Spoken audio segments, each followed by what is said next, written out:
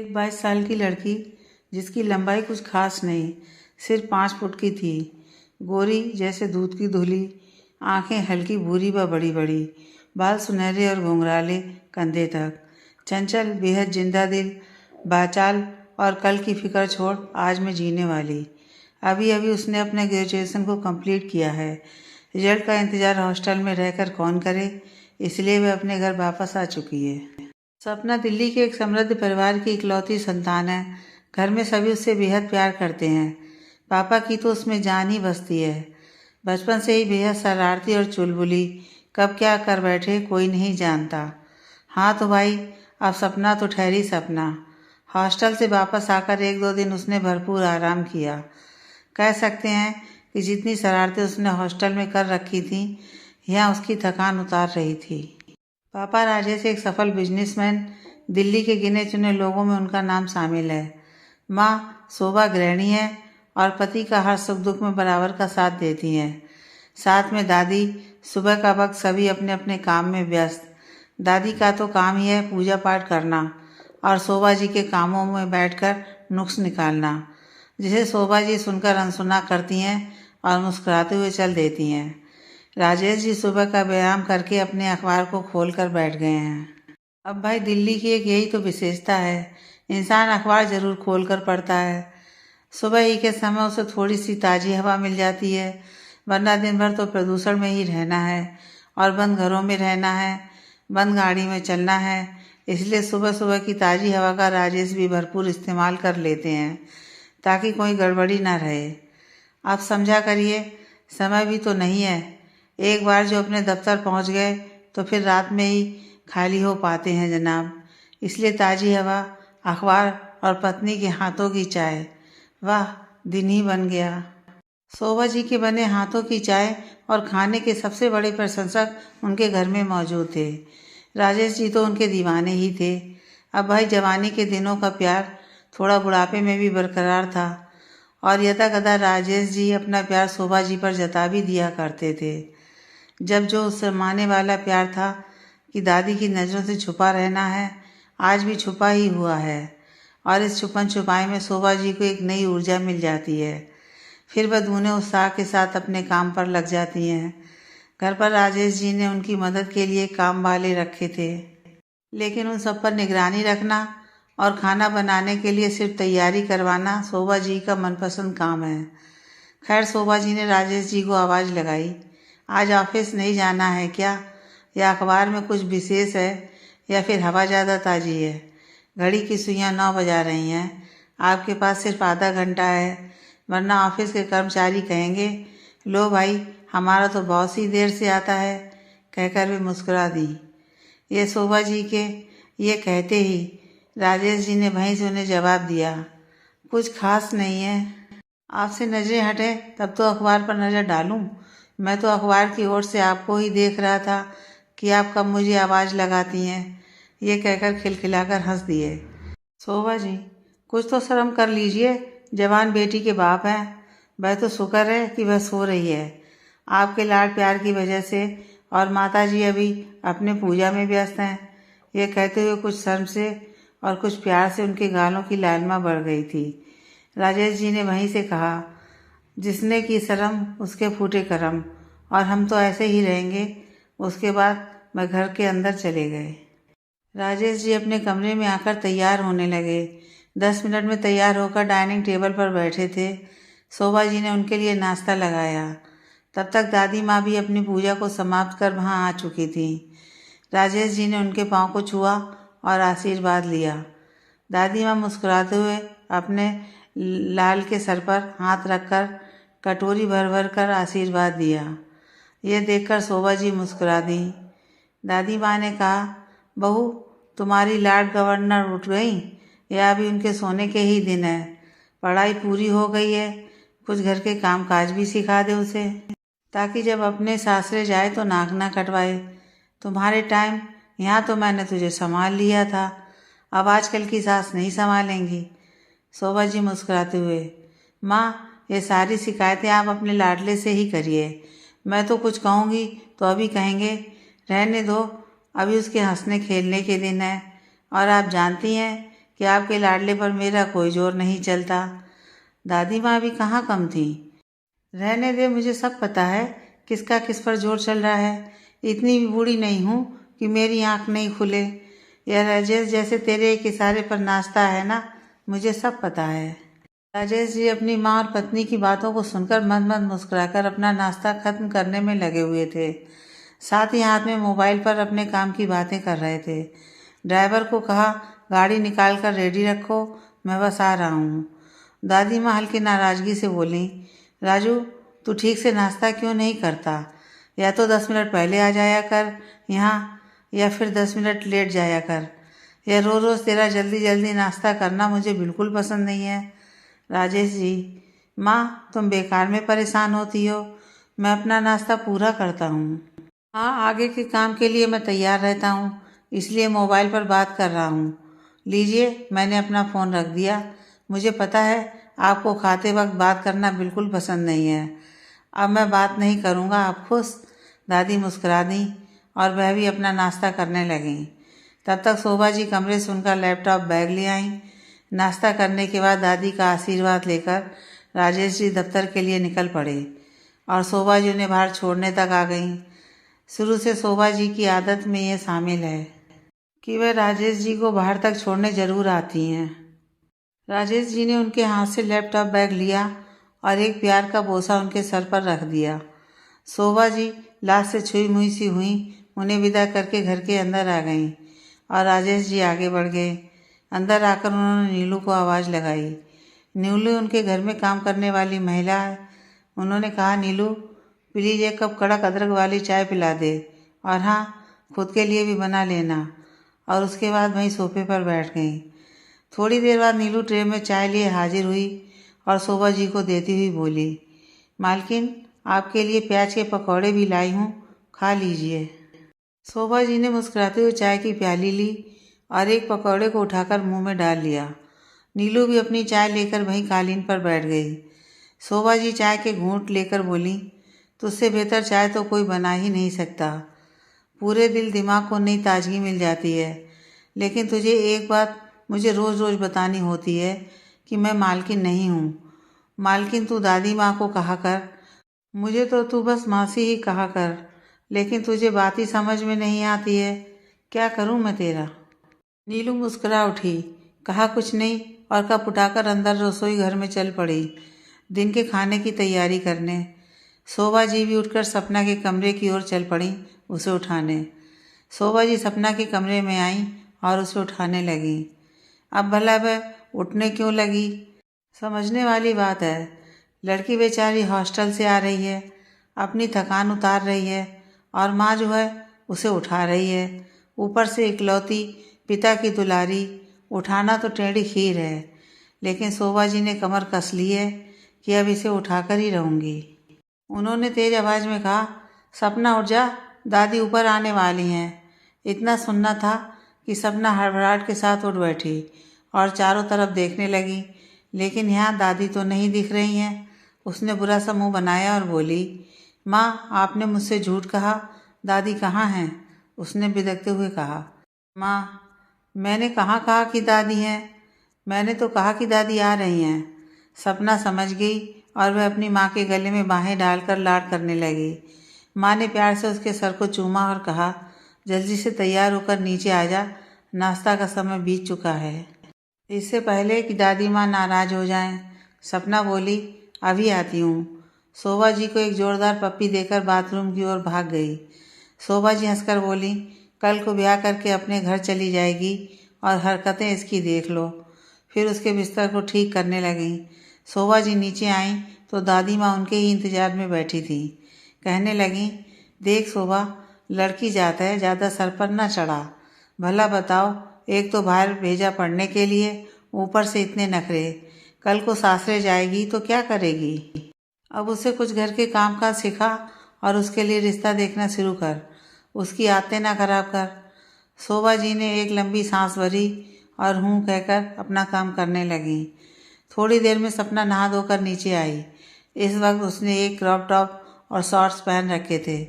दादी उसे देखते ही भड़क उठी, ये क्या कपड़े पहने हैं तूने सपना? जा जाकर बदल। ये आधी आधी टांगों के कपड़े अच्छे नहीं लगते। सपना ने बुरा सा मुंह बनाया और दादी को प्यार से गले लगाया। दादी, take a chill, feel it's comfortable. दादी और नाराज हो गई। ये अंग्रेजी में गिटर पिटर ना किया कर, सीधे सीधे जाकर तू पहले ये कपड़े बदल। सपना ने लाचारी से शोभा जी को देखा। शोभा जी ने पलके झपकाकर उसे कपड़े बदलने के लिए कह दिया। सपना पैर पटकते हुए वापस अपने कमरे में चली गई और उसने शॉर्ट्स की जगह एक लॉन्ग स्कर्ट डाल ली।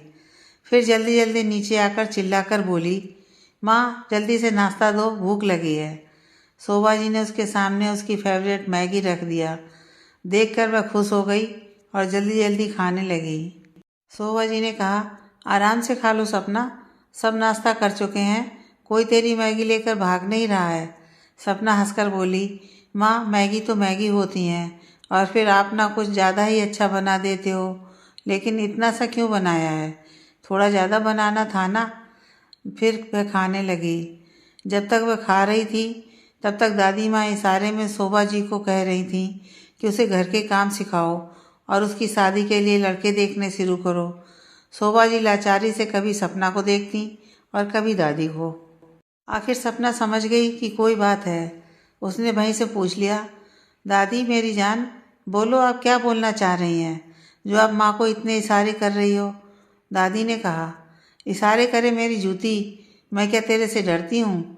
डरे तेरी माँ, मैं तो कह रही हूँ अब तेरी पढ़ाई ख़त्म हो चुकी है, अब तेरी शादी कर देनी चाहिए। क्या शादी? सपना ने चिल्लाते हुए कहा। इतनी ज़ोर से उसका चिल्लाना सुनकर शोभा जी बोली, सपना तेरा दिमाग तो ठीक है, ऐसी भी क्या बात हो गई है कि तू इतनी तेज चिल्लाई? सपना, तो क्या करूं? मुझे अभी शादी नहीं करनी और शादी करनी ही क्यों है? इसके बाद पैर पटकते हुए वह सोफे पर बैठ गई।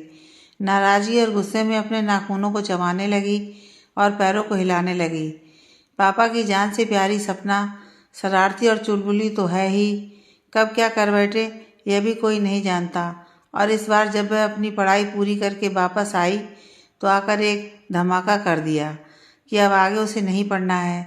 पापा तो उसे उसकी पढ़ाई के लिए आगे लंदन भेजना चाहते थे, पर उसने मना कर दिया और कहा कि पापा आपका इतना बड़ा ट्रैवल एंड टूर्स का बिजनेस है, उसको संभालने के लिए आपको कोई ना कोई तो चाहिए होगा। मैं आपकी मदद करूंगी और आपके बिजनेस में हाथ बटाऊंगी। पापा तो ये सुनकर खुश हो गए। भाई उन्हें भी तो कोई चाहिए था, अपना दाहिना हाथ, और सपना उनकी इकलौती बेटी है। कोई बेटा तो था नहीं जो वह अपनी चाह पूरी करते कि अपना बिजनेस अपने बेटे को सौंप शोभा जी के साथ अपने बाकी के दिन में रोमांस को आगे बढ़ाते, वह खुश होते। सपना के इस फैसले से इसलिए सहमत थे, पर असली मुसीबत तो अब शुरू हुई है जब दादी माँ ने शोभा जी के पीछे पड़ पड़ कर रिश्तों की बात शुरू कर दी है और सपना को हर दिन विवाह के लिए एक नया रिश्ता बताने लगे। कुछ नए रिश्ते की बात सुनकर सपना एकदम से भड़क गई। नहीं करनी मुझे शादी वादी, अभी कौन कह रहा है, अच्छा लड़का मिलने में भी तो वक्त लगता है, शोभा जी ने कहा। सपना बोली, मेरे लिए लड़का ढूंढने की कोई ज़रूरत नहीं है, जिंदगी भर कुंवारी रहेगी क्या? दादी ने तेज स्वर में पूछा। कुंवारी? कुंवारी क्यों रहूंगी जिंदगी भर? कुछ पल रुककर बोली, मैं तो स्वयंवर करूंगी दादी माँ, और मुस्कुरा दी। दादी माँ ने विस्फारित नेत्रों से उसकी ओर देखा और तेज स्वर में बोली, यह सब कॉलेज की पढ़ाई का नतीजा है। मैंने पहले ही कहा था प्राइवेट फार्म भरवा दो, पर मेरी सुनता ही कौन है। शोभा जी का भी कमोबेश यही हाल था। वह भी फटी आंखों से सपना को देख रही थी। दादी की बड़बड़ चालू थी। शोभा जी को कुछ समझ में नहीं आ रहा था कि वह क्या करे, और इन सबसे बेखबर सपना बेपरवाह होकर काउच पर पसरी काजू ठूंग रही थी। दादी की बड़बड़ में शोभा जी और राजेश जी लिपट रहे थे और सारा दोस्त इस मॉडर्न जमाने, कॉलेज की पढ़ाई और माँ बाप के प्यार को दिया जा रहा था। दादी के बड़बड़ को देखते हुए शोभा जी ने कुछ बोलने को अपने मुंह को खोला ही था कि कमरे में राजेश जी दाखिल हुए। वातावरण की गर्मी को भांपकर उन्होंने शोभा जी से कुछ न पूछकर सीधे माँ से पूछ लिया, क्या हुआ माँ, आप किस पर इतना नाराज हो रही हैं? पूछ अपनी राज दुलारी से, क्या नाप शनाप बक रही है? राजेश जी ने गंभीर भाव से नजरें घुमाकर देखा तो पाया दुलारी काजू चबाने में व्यस्त है। फिर उन्होंने शोभा जी की तरफ देखा तो वह कातर भाव से बोली, समझाइए इसे, कह रही है कि स्वयंवर करेगी, कर लो बात। कहाँ तो राजेश जी ने सोचा था कि मामला कुछ बहुत बड़ा है, पर उनकी नज़र में यह तो कुछ भी नहीं था, क्योंकि बात उनकी राज दुलारी की थी। वह डरे हुए थे कि कहीं उस उम्र में आकर तो पत्नी और माँ के बीच में कुछ नहीं हुआ, सास बहू वाला।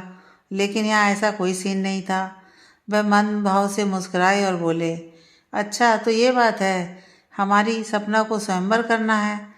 अब जब राज दुलारी ने कहा है तो राजा जी को कुछ तो सोचना पड़ेगा स्वयंवर के लिए। और वह ठठाकर हंस पड़े।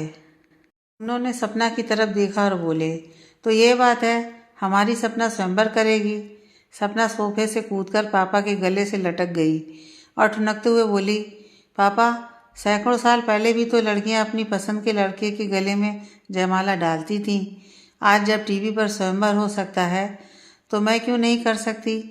बात को मजाक में लेते हुए वे उससे बोले, तो क्या अब स्वयंवर के लिए लड़कों को यहीं इकट्ठा करना होगा, जैसे सीता जी के लिए किया गया था, या खुद आप कार लेकर निकलेंगी, जैसे सावित्री रथ पर सवार होकर गई थी। सपना खिलखिलाकर हंस पड़ी और फिर बोली, पापा, लाइफ में कुछ थ्रिल भी तो होना चाहिए ना। भला यह भी कोई बात हुई कि माँ बाप ने एक गलत लड़का ढूंढ दिया और बस चल तू उसके पीछे पीछे जिंदगी बिताने। दादी बाप बेटी की बातें सुन और चिढ़ गईं। इसे तेरे लाड प्यार ने इतना बिगाड़ दिया है, अब तू ही संभाल इस बिगड़ैल लड़की को। बड़बड़ाते हुए वह कमरे से बाहर निकलकर अपने कमरे में चली गईं। शोभा जी ने एक कमज़ोर सी कोशिश की, सपना प्लीज़, कामनी आंटी का भतीजा संजय डॉक्टर है, तू एक बार उससे मिलकर देख तो सही बेटा। राजेश जी बोले, यूँ तो मेरे दोस्त प्रताप का बेटा मिंटू बहुत अच्छी अमेरिकन कंपनी में है, परंतु जब हमारी बिटिया को हमारी पसंद का लड़का चाहिए ही नहीं तो हमें उसी की बात मान लेनी चाहिए। सपना ने खुश होकर ताली बजाई, पर शोभा जी का मूड खराब हो गया। वह पैर पटकते हुए कमरे से बाहर जाने लगी तो राजेश जी ने उनका हाथ पकड़कर गंभीर स्वर में कहा, शोभा, नाराजगी से कुछ नहीं होगा। सपना अब बच्ची नहीं है, वह अपना भला बुरा खुद समझ सकती है। जिंदगी उसकी है, अपनी योग्य जीवन साथी तलाशने का हक हम उससे नहीं छीन सकते। शोभा जी ने आहत भाव से पति और बेटी की ओर देखा और फिर अपने कमरे में चली गई। राजेश जी ने सपना के सर पर हाथ फेरा और बोले, ओके बेटा, नो अरेंज मैरिज। सपना ने खुश होकर पापा के गले लगकर थैंक यू कहा और अपने कमरे में चली गई। राजेश जी जब अपने कमरे में आए तो देखा शोभा जी का मूड कुछ उखड़ा उखड़ा सा था। उन्होंने उनसे एक कप चाय के लिए कहा और अपने बिस्तर पर बैठ गए। शोभा जी उठकर चाय लाने के लिए चली गईं। इधर राजेश जी सोचने लगे। सुबह का वक्त राजेश जी की गाड़ी घर से निकलकर अपने दफ्तर की तरफ बढ़ रही थी। रास्ते में कुछ भीड़ हो चली थी, लेकिन फिर भी अभी ट्रैफिक कुछ खास नहीं था। राजेश जी जल्दी से अपने दफ्तर के पास पहुंच गए। एक 3 मंजिला बिल्डिंग जिस पर बड़े ही आकर्षक ढंग से लिखा हुआ था, सपना टूर एंड ट्रेवल्स, यह राजेश जी की दफ्तर की बिल्डिंग थी। यहाँ वह अपना बिजनेस किया करते थे। अपने दफ्तर पहुँचते ही उन्होंने अपना कार्य शुरू किया था। ऑफिस स्टाफ अपने अपने काम को गति प्रदान कर रहे थे। राजेश जी का काम भारत के लगभग सभी राज्यों से था। अब वह अपने बिजनेस को विदेश में भी फैलाना चाह रहे थे। इसके लिए उनके स्टाफ मेंबर रात दिन मेहनत कर रहे थे। राजेश जी की एक खासियत थी कि वह अपने यात्रियों को एक अच्छी सुविधा देते थे। आज तक किसी ने कभी भी कोई शिकायत नहीं की। इसी काम के बीच उनके पास शोभा जी का फ़ोन आया था, जब दादी और पोती में एक अच्छी बहस छिड़ी हुई थी। शोभा जी ने धीरे से राजेश जी को फ़ोन कर घर आने को कह दिया था। राजेश जी ने पूछा, क्या हुआ? शोभा जी ने बस घर जल्दी आ जाइए कहकर फ़ोन रख दिया था। राजेश जी ने टेंशन वाले माहौल में घर की तरफ प्रस्थान किया और घर आकर उन्हें मामला कुछ और दिखा। रास्ते भर वे अजीब अजीब से ख्यालों से गुजर कर आए थे। घर आकर कुछ तो सुकून मिला, लेकिन अभी वह कुछ और सवालों से जूझ रहे थे। सपना बेहद जिंदा दिल और अलमस्त स्वभाव की निहायत खूबसूरत लड़की थी। कॉलेज में लड़के उसके चारों तरफ मंडराते, उसे देखकर आहें भरते। वह किसी को लिफ्ट नहीं देती थी। वह संस्कारी थी, पर यूं ही किसी खूंटे से बंधना उसे मंजूर नहीं था। आजकल सपना जब से हॉस्टल से घर आई थी, बोर हो रही थी। गर्मियों के दिन थे, सारा दिन टीवी देखते या नावल पढ़ते बीतता था, पर शाम कटनी मुश्किल हो जाती थी। उसकी बचपन की सहेली संध्या का घर बराबर में था। दोनों का अधिकतर समय एक दूसरे के साथ ही बीतता था। पर आजकल संध्या अपने ममेरी बहन टीना की शादी में जम्मू गई हुई थी।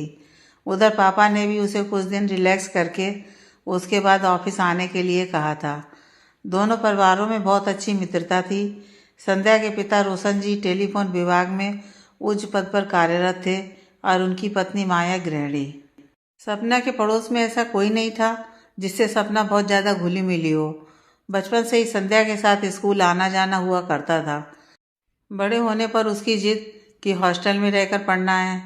वहीं संध्या ने घर पर ही रहकर पढ़ाई करने की सोची। इस तरह कॉलेज लाइफ में वह दोनों पढ़ाई करने तक ही साथ रहीं। नहीं तो बाकी कौन किसके घर में है कभी पता नहीं चला। ऐसे में संध्या का ना होना सपना को बहुत खराब लग रहा था और वह बहुत उदास थी। ऐसे ही एक उदास शाम में जब वह लॉन में बैठी थी, माँ के साथ चाय पी रही थी, तभी उसकी मोबाइल की घंटी बजी। फ़ोन संध्या का था। कहाँ है तू अभी तक? कब आएगी? यहाँ मुझे अकेला छोड़कर चली गई है। तुझे मेरी कुछ चिंता है या नहीं? वह फ़ोन पर ही चिल्लाने लगी। उधर से संध्या का उत्तेजित स्वर सुनाई दिया। कल तू यहाँ पहुँच जा, परसों मेरी एंगेजमेंट है। क्या एंगेजमेंट तेरी? सपना आश्चर्यचकित थी। जब तू यहाँ से गई थी तब तो ऐसी कोई बात नहीं थी, सपना चिल्लाई। संध्या ने बताया, टीना की शादी में शीश और उसकी मम्मी ने मुझे पसंद कर लिया। परसों एंगेजमेंट है। फिर वह बेसब्री से बोली, अब सारी बातें क्या टेलीफोन पर ही पूछ लेगी? बस अब जल्दी से फ्लाइट पकड़कर कल जम्मू पहुंच जा। बाकी बातें तभी होंगी। और हाँ, अंकल आंटी को भी आने को कहना। एक सांस में कहकर उसने फ़ोन बंद कर दिया। संध्या की एंगेजमेंट की खबर सुनकर राजेश जी और शोभा जी भी बहुत खुश हुए। दोनों परिवार में मित्रता के साथ साथ बहुत अच्छे पारिवारिक संबंध भी थे, इसलिए मना करने का तो सवाल ही नहीं था। पर राजेश जी और शोभा जी का जाना मुश्किल था, क्योंकि दादी हरिद्वार गई हुई थी और आजकल में वापस आने वाली थी। राजेश जी ने अपने दफ्तर फ़ोन करके सपना के लिए अगले दिन की फ़्लाइट से टिकट बुक करवा दिया। अब सुबह की फ़्लाइट। सपना को संध्या के एंगेजमेंट के लिए कुछ गिफ्ट भी लेने थे। ऐसे में शोभा जी और सपना दोनों मार्केटिंग के लिए निकल पड़ी। वहाँ जाकर शोभा जी ने संध्या के लिए कुछ कपड़े और गहने लिए। वहीं सपना ने अपने लिए एंगेजमेंट में पहनने के लिए कपड़े। ऐसे तो सपना को रफ एंड टफ रहना पसंद है, लेकिन विशेष मौक़ों पर वह थोड़ा बहुत तैयार होना पसंद करती है। मौके के हिसाब से उसने मेकअप का कुछ सामान भी लिया और माँ के साथ वापस लौट आई। अगले दिन जम्मू एयरपोर्ट पर सपना को रिसीव करने संध्या स्वयं आई। उसके साथ लंबा सांवला मजबूत कदकाठी का एक आकर्षक युवक भी था। उसने ब्लैक जीन्स और येलो पोलो नेक के स्मार्ट टी शर्ट पहन रखी थी। संध्या ने उसका परिचय कराया कि वह उसका कजन सिद्धार्थ था। थोड़ी देर में तीनों कार में बैठे थे। कार सिद्धार्थ ड्राइव कर रहा था। संध्या हंस कर बता रही थी कि कैसे श्रीश ने पहली नज़र में ही उसे पसंद करके शादी के लिए प्रपोज कर दिया। श्रीश आर्मी ऑफिसर है, अगले महीने उसे ट्रेनिंग पर जाना है, इसलिए शादी अगले साल होगी। सपना संध्या के साथ बातें कर रही थी, पर उसका ध्यान सिद्धार्थ की ओर था। सिद्धार्थ के व्यक्तित्व में कुछ ऐसा आकर्षण था कि वह चाहकर भी उसे नजर नहीं हटा पा रही थी। इसके विपरीत सिद्धार्थ ने एक बार हेलो के बाद दोबारा उसकी ओर देखा भी नहीं। घर पहुंचकर उसने गाड़ी रोकी और उन पर नजर डाले बगैर गाड़ी का दरवाज़ा जोर से बंद करके अंदर चला गया। उसकी इस हरकत पर सपना को थोड़ा अजीब लगा। संध्या हंसकर बोली, बुरा मत मानना, बस ऐसे ही मूडी हैं हमारे सिद्धार्थ भाई। वह सपना का हाथ पकड़कर घर में दाखिल हुई। संध्या के मम्मी पापा, मामी मामा सभी ने उसका दिल खोलकर स्वागत किया। शादी का घर था। 2 दिन पहले ही बेटी विदा हुई थी और कल संध्या की एंगेजमेंट थी। अतः घर में अभी काफ़ी मेहमान रुके हुए थे। बहुत बड़ी हवेली थी, काफ़ी गहमा गहमी थी, पर सपना की निगाहें जिसे खोज रही थी वह कहीं नज़र नहीं आ रहा था। संध्या सपना को अनमना सा पाकर पूछ बैठी, क्या हुआ? जब से आई यह सुस्त है, क्या तबीयत ठीक नहीं है या कोई और बात है? अंकल आंटी की याद आ रही है? सपना हड़बड़ाकर, अरे नहीं, तबीयत बिल्कुल ठीक है। मम्मी पापा की याद भी उतनी नहीं आ रही है, बस ज़रा सफ़र की थकान है। अच्छा, तो तू थोड़ी देर आराम कर ले। चल तेरा कमरा दिखा देती हूँ। तेरा और मेरा कमरा तो एक ही है, तो तू तब तक आराम कर, मैं ज़रा माँ से मिलकर आती हूँ। संध्या उठते हुए बोली और साथ में सपना को भी उठा लिया। संध्या के जाने के बाद सपना पलंग पर लेट गई। उसे कुछ समझ में नहीं आ रहा था कि क्यों उसका मन थोड़ा उदास सा है। उसके लिए ये बिल्कुल अलग तजुर्बा था। अब तक उसने लड़कों को अपनी एक झलक के लिए तरसते देखा था। उसकी खूबसूरती पर लड़के कविताएं लिखते। सिद्धार्थ वह पहला शख्स था जिसके लिए सपना शायद वहाँ मौजूद ही नहीं थी। उसने अपनी पलकें मूंद लीं और थोड़ी देर सोने की कोशिश करने लगी, पर यह क्या, उसकी सारी कोशिश व्यर्थ हो रही थी। वह बेचैन हो रही थी। उसे समझ में नहीं आ रहा था कि क्या हो रहा है, पर कोई था जो अनायास ही उसके कुंवारे सपनों में सेंध लगा बैठा था। उसे क्या हो रहा है? उसका जिस्म सिहर उठा। थोड़ी कोशिशों के बाद आखिर सपना की बोझिल पलकें बंद हो गईं। अभी वह मीठे ख्वाबों में खोने ही वाली थी कि संध्या ने आकर उसे रात के खाने के लिए उठा लिया। कितना सोती है, अब उठ भी जाओ। पिछले 4 घंटे से सो रही है। रात के खाने का समय बीता जा रहा है। चलो, सभी नीचे इंतजार कर रहे हैं। सपना थोड़ी कुनमुनाई, लेकिन सभी शब्द सुनते ही उसके मन में और आंखों में एक विशेष चमक आ गई और तुरंत हाथ मुंह धो नीचे खाने के लिए चल दी। पर यह क्या, नीचे पहुंचकर सपना को पता चला कि अब सिर्फ महिलाओं का खाना शेष है।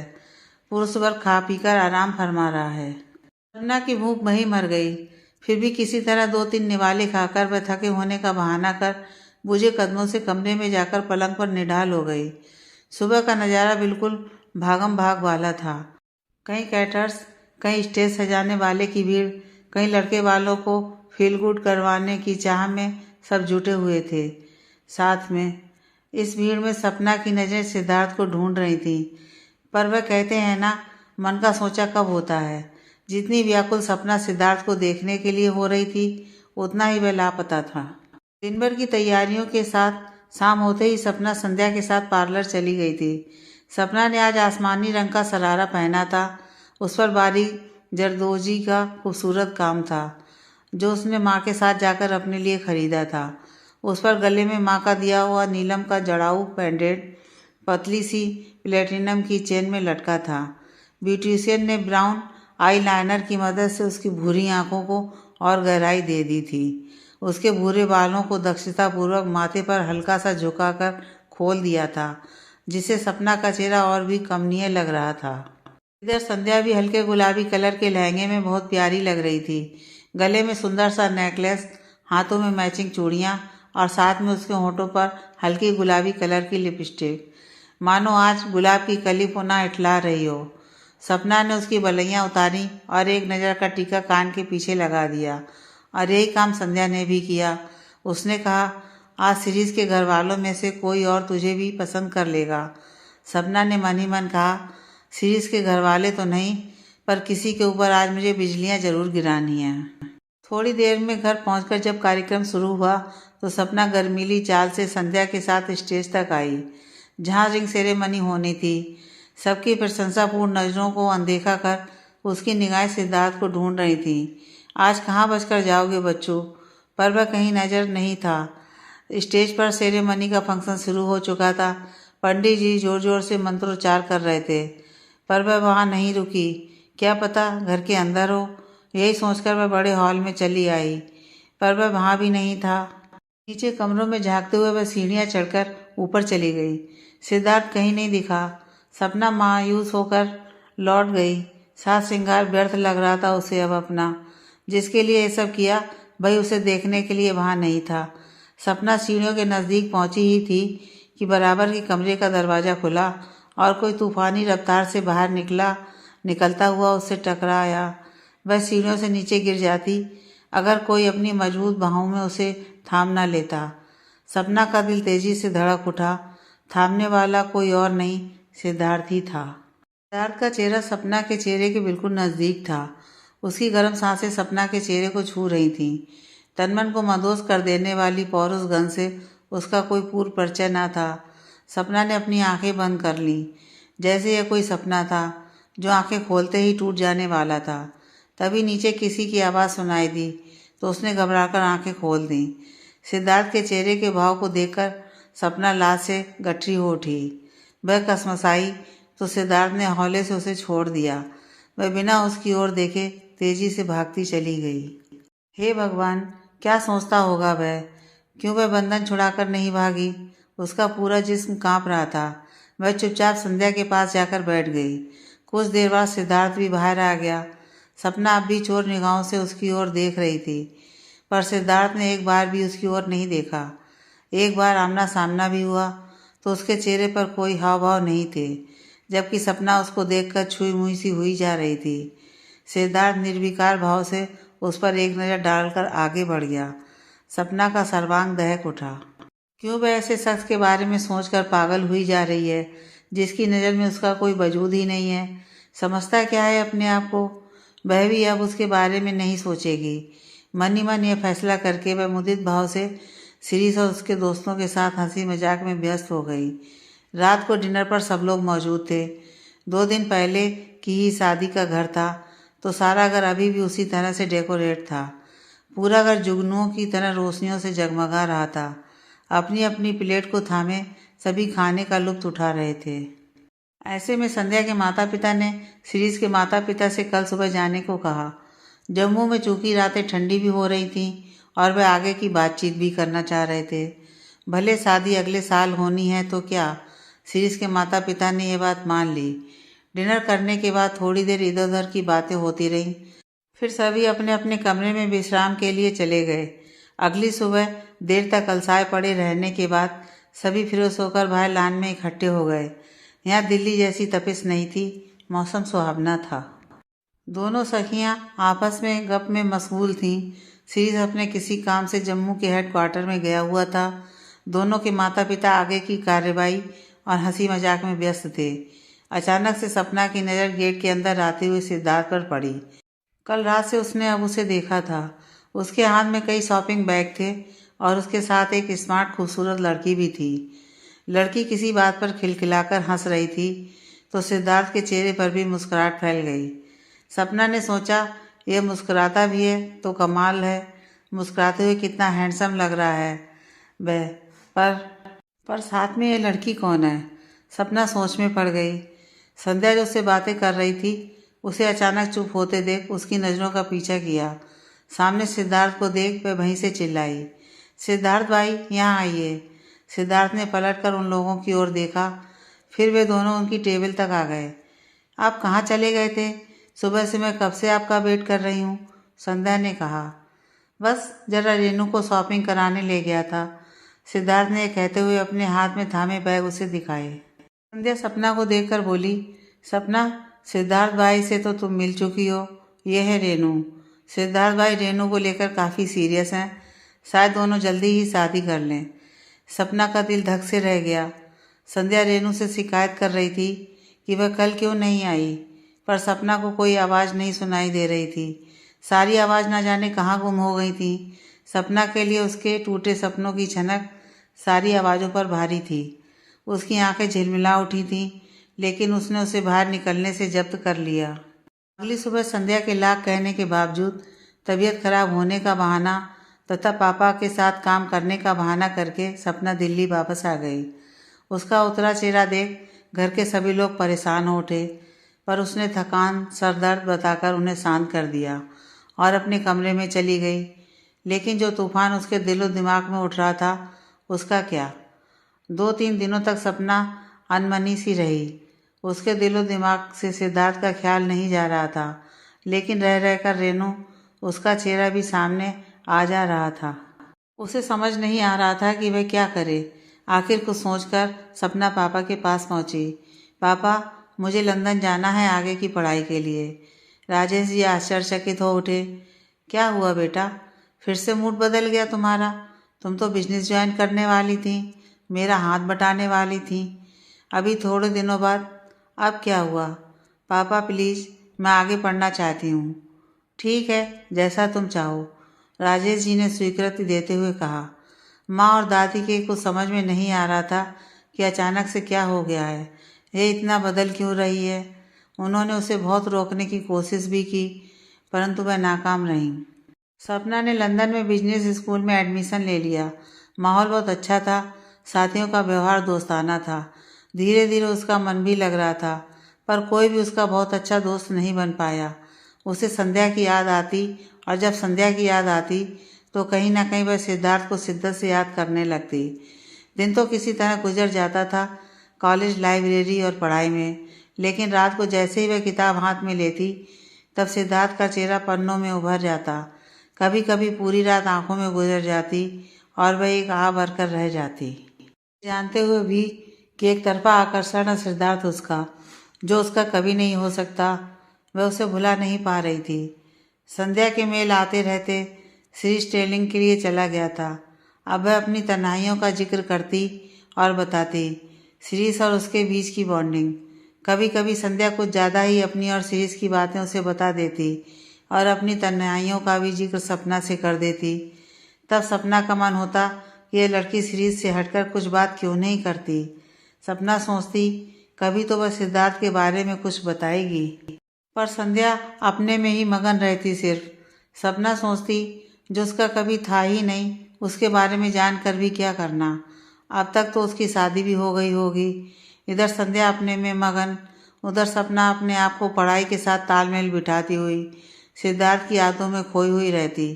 ऐसे में उसका एक सेमेस्टर खत्म हो गया।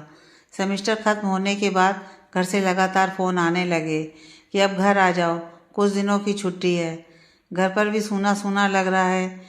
राजेश जी और शोभा जी की बातों को सुनकर उसे लगने लगा, सही है, मैं अपने माता पिता को अपनी तरफ से क्यों कष्ट दूं। हालांकि भारत आकर संध्या से मिलकर उसे फिर से सिद्धार्थ की बहुत याद आने वाली थी, लेकिन फिर भी वह अपने माता पिता के लिए अपने सेमेस्टर परीक्षा खत्म होने के बाद वापस आ गई। उसके आने की खबर सुनते ही संध्या उससे मिलने दौड़ी भागी चली आई। औपचारिक बातचीत के बाद सपना उसे लेकर अपने कमरे में आ गई। संध्या की बातें खत्म होने का नाम ही नहीं ले रही थी। तब सपना से रहा नहीं गया और वह ऊब कर बोल उठी, और बाकी सब लोग ठीक हैं? संध्या बोली, हाँ सब ठीक हैं, बस सिद्धार्थ भाई के लाइफ में कुछ ठीक नहीं चल रहा है। सपना का दिल हलक में आ अटका। क्या हुआ? संध्या बेखबर बोलती जा रही थी। उनका रिश्ता टूट गया है। रेनू काफ़ी इंडिपेंडेंट माइंड की लड़की थी, थोड़ी जिद्दी और थोड़ी पजेसिव भी। वह उनकी फैमिली में मैच नहीं कर पा रही थी और भाई ऐसी लड़की को एडजस्ट नहीं कर पा रहे थे। ये रिश्ता उनके पापा की पसंद था। भाई रिश्तों का बहुत ज़्यादा अहमियत देते हैं, इसलिए परेशान थे। पर जब देखा कि उन दोनों के विचार बिल्कुल नहीं मिलते और दोनों ही रिश्ते को आगे नहीं बढ़ाना चाहते, तो दोनों ने शादी न करना ही बेहतर समझा। सपना ये सुनकर बहुत खुश हो गई। वह एक कल्पना लोक में विचरण करने लगी। उसके चारों तरफ फूलों की बारिश होने लगी, मंद हवाएं चलने लगीं, खुली जुल्फें उसके चेहरे को बार बार आकर ढके जा रही थीं और वह मंद मंद मुस्कुराए जा रही थी।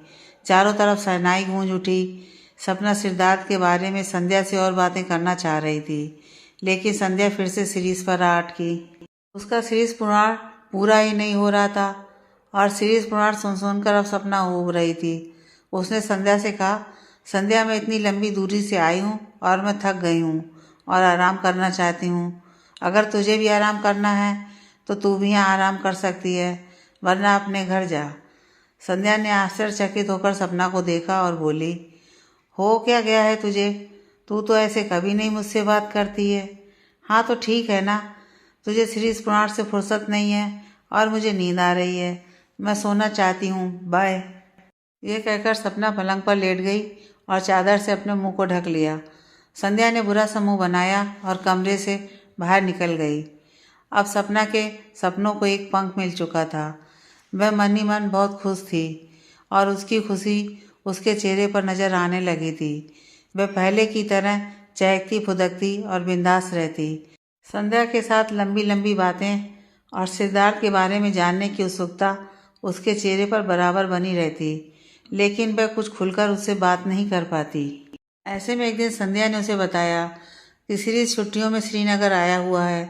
अगले हफ्ते सीरीज के बर्थडे पर संध्या के साथ साथ उसने सपना को भी इनवाइट किया है, इसलिए संध्या ने अपने साथ साथ उसकी भी बुकिंग करा दी है। सपना चौंकी, सीरीज को कैसे पता कि मैं यहाँ हूँ? अपना सर ठोक लिया संध्या ने। अरे अजीब लड़की, मैं जब उससे बात करती हूँ तो तेरे बारे में भी तो करती हूँ, इसलिए उसने तुझे भी इनवाइट किया है। अब तू कहे तो अलग से बात करवा दूँ तेरी उससे। सपना बस मुस्कुरा दी और जाने की तैयारी करने लगी। 3 दिन बाद दोनों सहेलियां जम्मू पहुंच गईं। साथ में संध्या के पापा रोशन जी और माँ माया जी भी थे। एयरपोर्ट पर उतरते ही सपना को सिद्धार्थ की शिद्दत से याद आई। जाने कहाँ होगा, सोचकर उसने ठंडी सांस ली। संध्या के मामा ड्राइवर के साथ उन्हें रिसीव करने आए थे। जम्मू से अगले दिन सुबह उन्हें सड़क मार्ग से श्रीनगर जाना था। अगली सुबह सपना और संध्या कार में आकर बैठे तो ड्राइविंग सीट पर सिद्धार्थ को देखकर सपना चमक कर रह गई। संध्या ने बताया कि शिरीष ने सिद्धार्थ भाई को भी न्योता दिया है। दूसरी एक गाड़ी में संध्या की माँ और मामा थे। रास्ता वाकई बेहद खूबसूरत था। हर तरफ हरियाली छाई थी।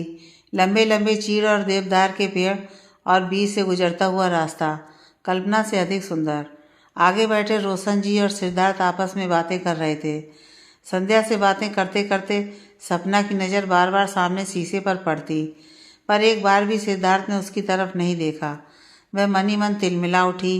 किस मिट्टी का बना है ये? आखिर समझता क्या है अपने आप को? थक कर उसने आंखें मूंद लीं।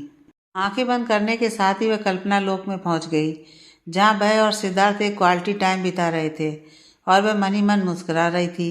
ऐसे में संध्या ने उसे झकझोर कर उठाया। कहाँ खो गई है तू? देख, हम लोग बटौट पहुंच गए हैं। अब तो सांझ भी गहराने लगी है। आगे गाड़ियों की लंबी कतार है। मालूम है क्या हुआ? रामबन से रामजू जाने वाला मार्ग भूस्खलन के कारण बंद हो गया है। मलबा हटाने में सेना की मदद ली जा रही है।